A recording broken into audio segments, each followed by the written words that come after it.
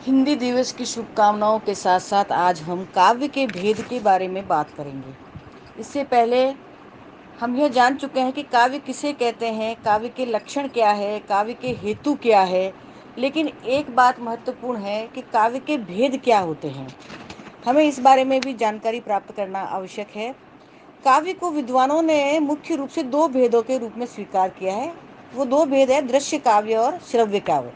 आचार्य विश्वनाथ ने इसे इन्हीं रूपों में स्वीकार किया है। जहाँ तक दृश्य काव्य का प्रश्न है, उसमें नाटक, प्रकरण, प्रहसन इत्यादि स्वीकृत किए गए हैं। गोष्ठी भी उसमें आ जाएगी, नाटिकाएं भी उसमें आ जाएगी। लेकिन जहाँ तक श्रव्य काव्य का प्रश्न है, उसमें पद्य और गद्य दो भेद काव्य के स्वीकार किए गए। पद्य के उपभेद हैं मुक्तक, युग्मक, कलापक, महाकाव्य, एकार्थ काव्य, खंड काव्य इत्यादि। गद्य के उपभेद भी है मुक्तक, व्रतगन, चूर्णक इत्यादि।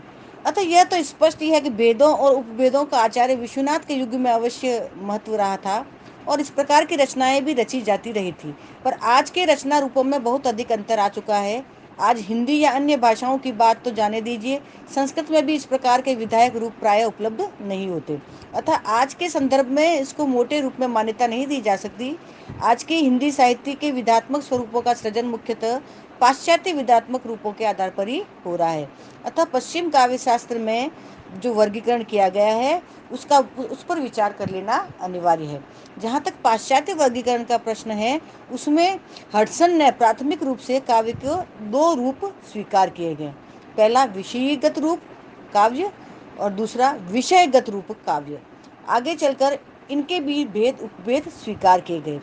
विषयगत काव्य भेद में दार्शनिक एवं विचारात्मक गीत, संबोधन गीत, दुखात्मक गीत, पत्र गीत, व्यंग्य गीत, वर्णनात्मक काव्य इत्यादि माने हैं उन्होंने। और विषयगत काव्य भेद के अंतर्गत वर्णनात्मक या कथनात्मक कविता, अभिनयात्मक कविता, इसी के अंतर्गत उन्होंने वर्णनात्मक कविता के चार उपभेद स्वीकार किए हैं, जिनके नाम हैं वीर गीत, महाकाव्य, छंदोद्बद्ध रोमांचकारी कविताएं और यथार्थवादी काव्य। हडसन इसी को अभिनयात्मक काव्य के भी तीन भेद स्वीकार करते हैं, जैसे नाट्य गीत, नाट्य कथाएं, स्वगत नाट्य इत्यादि। अब यहाँ ध्यान देने योग्य बात यह है कि हडसन द्वारा प्रतिपादित विषयात्मक विभाजन केवल कविता और नाटक में ही है, वह गीति, नाट्य आदि से ही संबंध रखता है। गद्य साहित्य और उसके विषयात्मक रूपों के साथ इस सब का कोई सीधा संबंध ही नहीं है। अतः आधुनिक दृष्टियों से इस सब को हम एकांगी ही कहेंगे। यह तथ्य भी ध्यान में रखने योग्य है कि हिंदी साहित्य ने जिस प्रकार समग्र रूप से संस्कृत साहित्य के विधात्मक वर्गीकृत रूपों का अनुकरण नहीं किया है, उसी प्रकार पाश्चात्य वर्गों का भी सर्वभावेन अनुकरण हिंदी साहित्य में नहीं किया गया है।